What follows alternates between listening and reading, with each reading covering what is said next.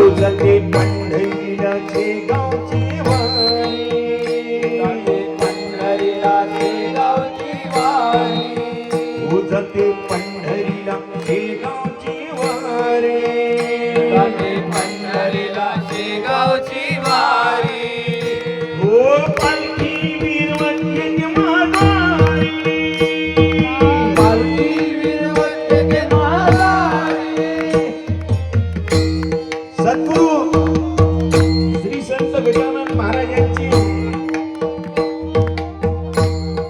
पालखी म्हणजे आपण म्हणतो वारी.